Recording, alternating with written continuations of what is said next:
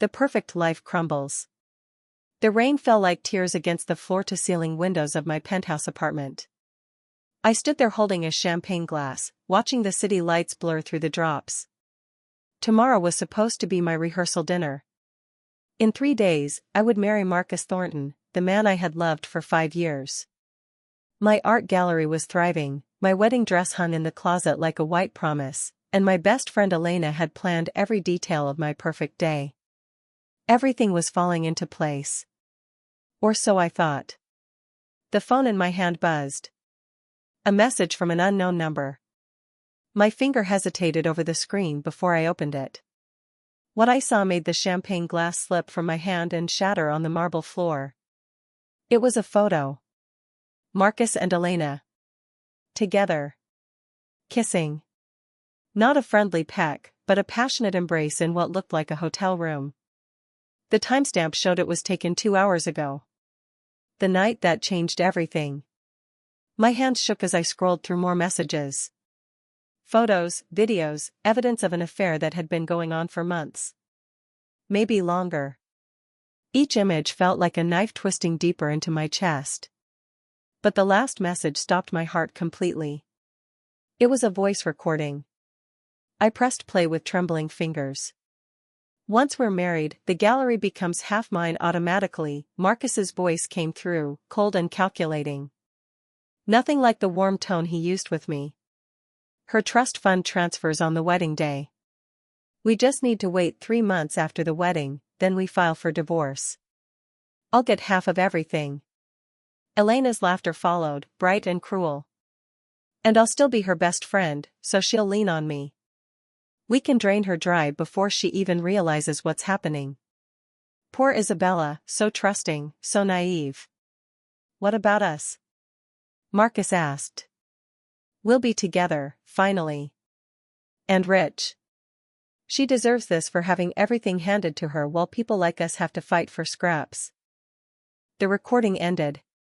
I stood frozen, my entire world crumbling around me like the shattered champagne glass at my feet. The hospital revelation. I don't remember how I got to my car. I only remember driving through the rain, tears streaming down my face, feeling like I couldn't breathe. My phone rang, Marcus calling. Then Elena. I ignored them both. I ended up at Riverside Hospital. My father had been admitted there a week ago for tests. The doctor said stress was causing his heart problems. Now I wondered what kind of stress. What other secrets was he hiding? When I entered his private room, he was awake, staring at the ceiling. He looked older than his 60 years, gray and tired. Isabella, he said, surprise in his voice. It's late. What's wrong? Everything, I whispered. Everything is wrong, Dad. He studied my face, and something changed in his expression. Guilt. Recognition. Fear. You know something, I said, moving closer. Tell me. I'm tired of lies. My father's hand shook as he reached for the drawer beside his bed. He pulled out an envelope, yellowed with age, my name written on it in my mother's handwriting. She had died 2 years ago from cancer. She made me promise to give this to you if you ever found out the truth, he said quietly. I hoped you never would. Mother's final truth. I tore open the envelope, my heart pounding. My mother's elegant script filled 3 pages. My dearest Isabella. If you're reading this, then you've discovered what I learned too late. I'm writing this from the hospital, knowing my time is short, knowing I failed to protect you while I could. 26 years ago, your father had an affair with a woman named Victoria Hart. She worked at his company. I was pregnant with you at the time. When I found out, I was devastated, but your father begged for forgiveness. He ended things with Victoria. Or so he claimed. 3 months after you were born, Victoria gave birth to a daughter. Elena. Your half-sister. The letter fell from my hands. I couldn't breathe. Elena? My best friend since college was my half-sister? I forced myself to keep reading. Victoria was furious when your father refused to leave me. She demanded money, threatened to destroy his reputation. He paid her for years to keep quiet. But when you befriended Elena at university, not knowing who she really was, I knew this was her revenge. Victoria planned this. I hired a private investigator, Daniel Cross. He discovered that Victoria has been grooming Elena to infiltrate our family, to take what she believes should be hers. Your father knows all of this but chose to protect his reputation over protecting you. I'm sorry, I'm not there to help you. I'm sorry I kept this secret, thinking it would protect you. Use the information Daniel gathered. It's in a safety deposit box at First National Bank. Box 347. The key is taped behind my portrait in your apartment. Be strong, my darling. And be smart. Don't let them win. Love forever, Mom. The safety deposit box. I looked at my father, rage and disgust burning through my shock. You knew? All this time, you knew Elena was using me? He couldn't meet my eyes. I thought if I kept paying Victoria, she would leave us alone. I didn't know she would turn Elena against you. By the time I found out you were friends, it seemed harmless. I thought maybe it would heal the rift. Heal? I laughed bitterly. She's been planning to destroy me. And you said nothing. I'm sorry, he whispered. Sorry doesn't fix this. I turned away. You chose your reputation over your daughter. Just like you chose it over Mom. I left him there, his apologies echoing behind me. Back at my apartment, I found the key exactly where my mother said it would be. The next morning, I went to the bank with my mother's death certificate and opened the box. Inside were files. Thick folders full of information. Photographs of Elena and Marcus together dating back 2 years. Financial records showing Victoria Hart had been embezzling from my father's company. Evidence that Elena had deliberately befriended me in college, that our entire friendship had been manufactured. And there, at the bottom of the box, was a business card. Daniel Cross, private investigator. A handwritten note was attached. Call me when you're ready to fight back. Your mother was an incredible woman. Let's honor her memory by protecting what she loved most, you. The decision. I sat in my car outside the bank, files spread across the passenger seat, Daniel Cross's card in my hand. I could feel the old Isabella dying, the trusting girl who believed in love and friendship and family loyalty. Marcus called again. Then Elena. Their voices on my voicemail were concerned, loving, perfect lies. Bella, where are you? I'm worried, Marcus said. Call me back. I love you. Izzy, Marcus said you're not answering. Are you okay? The rehearsal dinner is tomorrow. We need to finalize details. Call me, please. Love you, best friend. Elena's voice was honey-sweet. I deleted both messages. Then I dialed Daniel Cross. He answered on the second ring. Ms. Monroe. I've been waiting for your call. I want to destroy them, I said, my voice steady despite the storm raging inside me. All of them. But I want to do it right. Can you help me? Your mother knew you would be strong enough for this, he replied. Yes, I can help you. But it won't be quick, and it won't be easy. I don't care about easy. I care about justice. Then we start tomorrow. Come to my office at 9. And Ms. Monroe? One more thing. What? Don't let them know you know. Not yet. Can you pretend for a little while longer? I thought about my mother, fighting cancer and still trying to protect me. I thought about the years of lies, the elaborate deception, the cruelty of people I had trusted with my heart. I can pretend, I said. I'm my mother's daughter. I can do whatever it takes. The performance begins. That night, I cleaned up the broken champagne glass. I returned Marcus's call with a cheerful voice, apologizing for being out of touch. Just last-minute jitters, I lied smoothly. See you tomorrow at the rehearsal dinner. I called Elena next. Sorry, my phone died. Yes, everything is perfect. You're the best friend anyone could ask for. The words tasted like poison, but I smiled as I said them. I looked at myself in the mirror. My eyes were red from crying, but I covered them with makeup. I put on the diamond necklace Marcus had given me for our anniversary, the one he claimed he'd saved months to buy. Now I knew it was purchased with money embezzled from my trust fund, transferred by Elena, who I'd foolishly made my gallery's financial manager. The woman staring back at me was a stranger. Harder. Colder. Smarter. Let the games begin, I whispered to my reflection. Tomorrow, I would walk into that rehearsal dinner with my head high. I would smile at my father, kiss my fiancé, hug my best friend. And none of them would know that behind my smile, I was planning their destruction. My mother's letter lay on my dresser, her final gift to me. Not just information, but permission. Permission to be ruthless, to fight back, to protect myself the way she couldn't. I picked up my phone and texted Daniel, I'm ready. Let's make them pay for everything. His response came immediately, see you at 9. Bring your game face. We're going to war.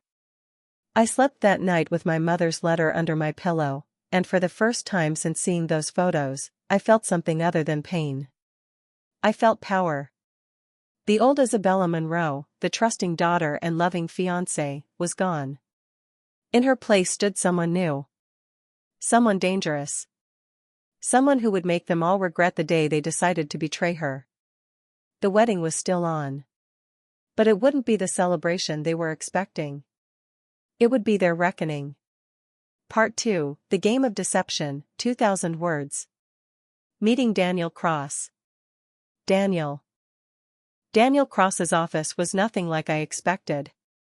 Instead of a dark, cluttered detective space from movies, it was a sleek modern suite overlooking the harbor. He stood when I entered, tall, maybe 40, with sharp gray eyes that seemed to see everything. Ms. Monroe, he extended his hand. Your mother spoke about you often. She was very proud. Did she know she was dying when she hired you? I asked, taking a seat. Yes. She wanted to make sure you would be protected. She suspected Victoria Hart would eventually make her move. He opened a laptop. What you found in the safety deposit box is just the beginning. I've been monitoring Elena and Marcus for 2 years. With your permission, I'd like to show you exactly who you're dealing with. What he showed me over the next hour made my blood run cold. The full picture. Elena hadn't just befriended me by chance. She had stalked me, researched my interests, engineered our meeting at university. Every shared laugh, every secret told, every moment of friendship had been calculated. Marcus was worse. He'd been hired by Victoria Hart to seduce me. He was a con artist with 3 previous identities, each time targeting wealthy women. But I was his biggest score yet. They're not just planning to take your money, Daniel explained, pulling up more files. Elena has been falsifying documents at your gallery. She's been selling original pieces and replacing them with forgeries. When this comes to light after your wedding, you'll be blamed for fraud. What? I gasped. Marcus has already spoken to a lawyer about having you declared mentally unstable after the marriage. He's been documenting everything, claiming you're erratic, emotional, making poor business decisions. With Elena backing his claims as your lifelong friend, they could have you committed. Then they control everything. I felt sick. This wasn't just betrayal.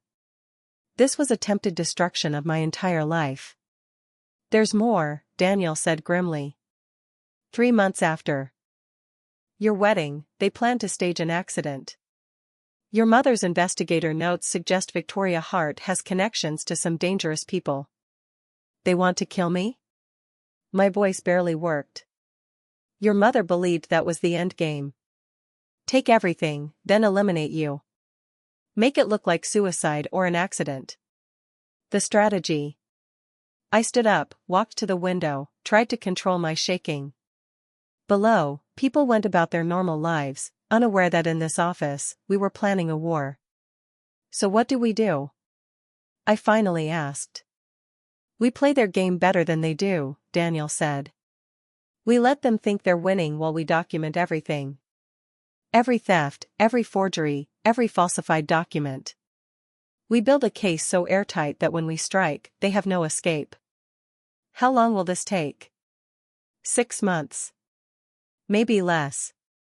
We need to be smart and patient. I thought about my mother, spending her final months setting this up. If she could be strong while dying, I could be strong while living.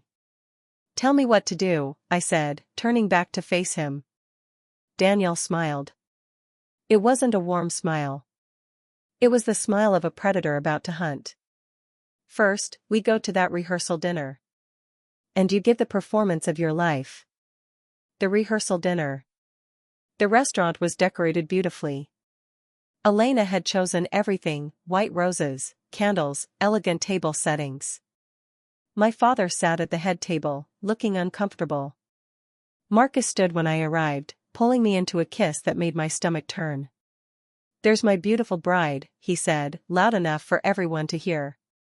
I smiled, touched his face gently. "Sorry I worried you yesterday." "Just nerves." Elena rushed over, hugging me tight. "We were so concerned. You never go dark like that." "I know, I'm sorry." I hugged her back, feeling her heartbeat against mine, knowing she was plotting my death. "Thank you for everything. You're the best friend I could ever ask for." "Always," she whispered in my ear.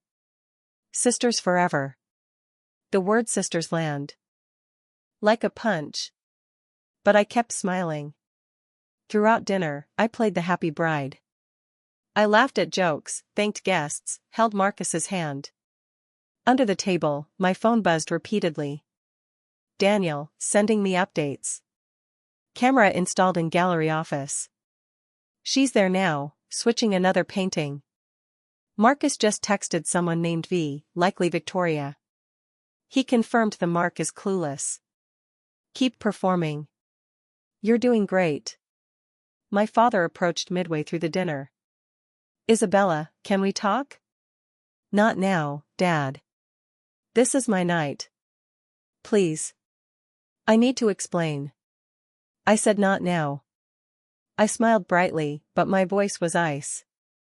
Go back to your table. He flinched like I'd slapped him. Good. Let him hurt. The staged accident. 2 weeks after the rehearsal dinner, Daniel and I staged our first move. We need them to think you're vulnerable, he explained. Weak. An easy target. It'll make them confident, careless. So I faked a car accident. Nothing serious, a fender bender downtown, but I claimed whiplash, headaches, confusion. Marcus was immediately attentive, taking me to doctors, staying by my side. Baby, you need to rest, he said, stroking my hair as I lay in bed. Maybe we should postpone the wedding? No. I grabbed his hand. I want to marry you. I need something good in my life right now. Please. He smiled. Of course. Whatever you want. What I wanted was for him to rot in prison, but I didn't say that.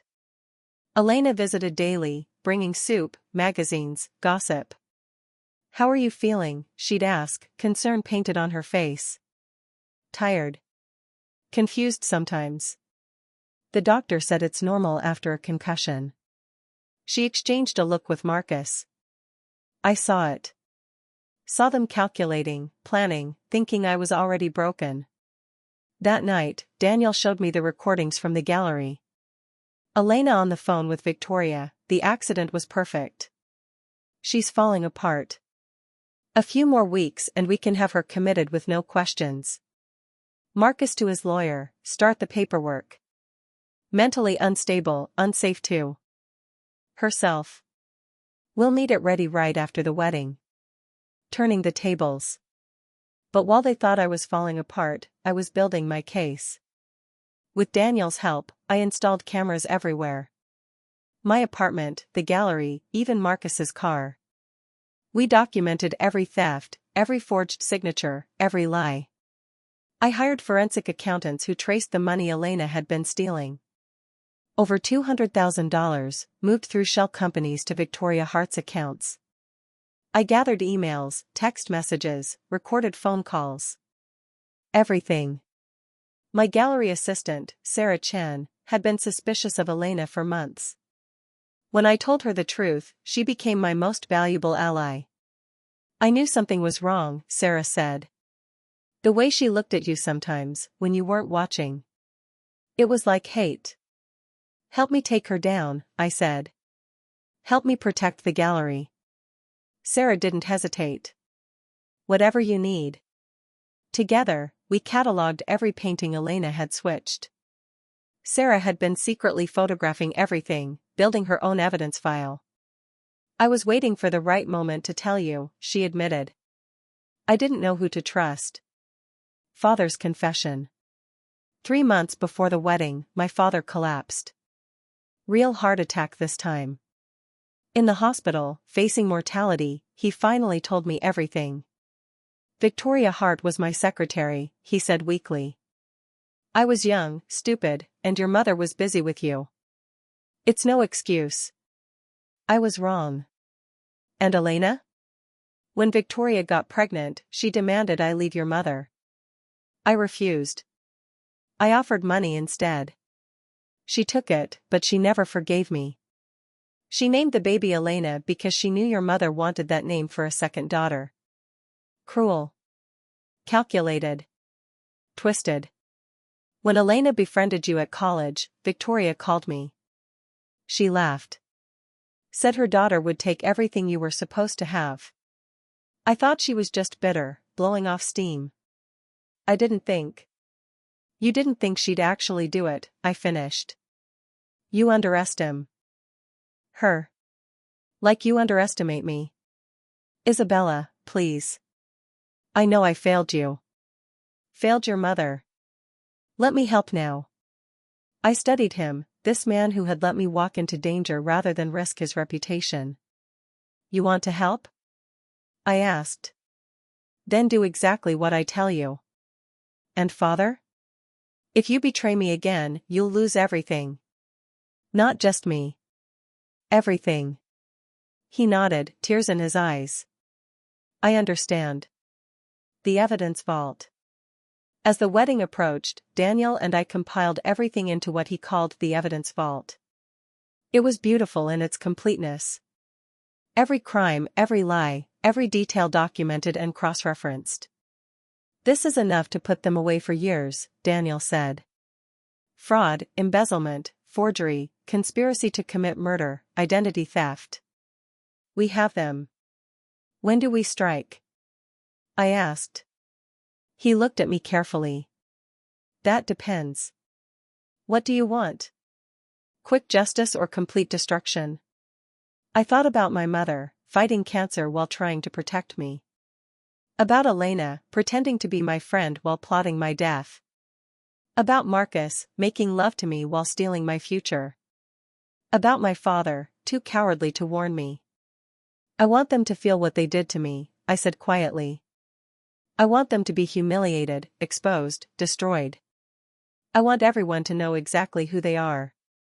Daniel nodded slowly. Then we do it at the wedding. Maximum audience, maximum impact. We let them think they've won, right up until the moment they lose everything. The wedding is in 6 weeks. Then we have 6 weeks to make this perfect. The final preparations. Those last 6 weeks were the hardest of my life. Every day I had to smile at people who wanted me dead. Every night I planned their destruction. Marcus grew more attentive as the wedding approached. You're everything to me, he'd say, holding me close. I can't wait to be your husband.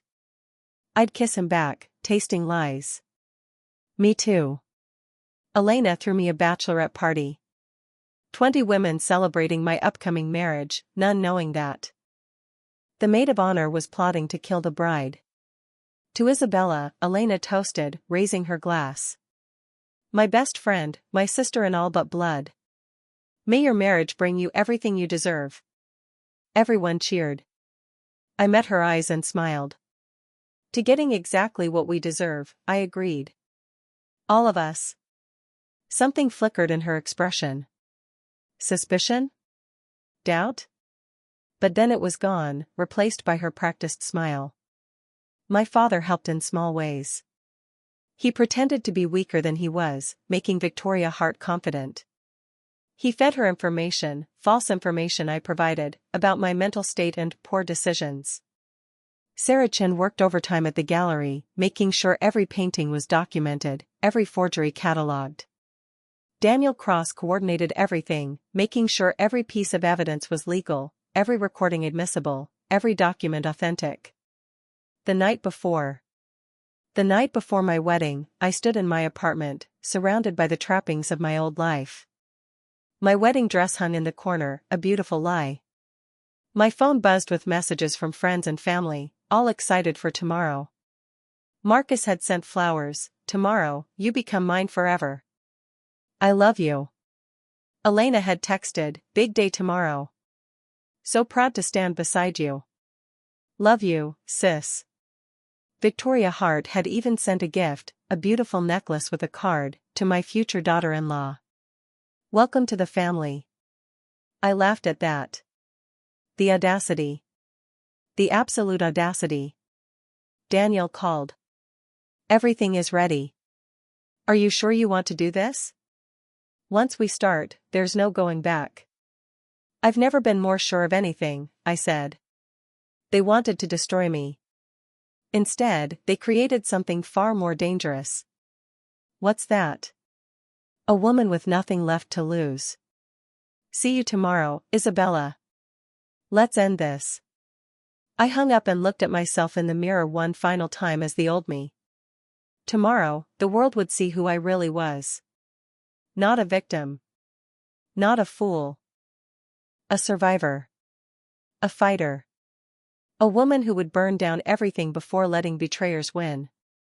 I picked up my mother's letter, read it one more time, then folded it carefully into my bouquet. Watch me, Mom, I whispered.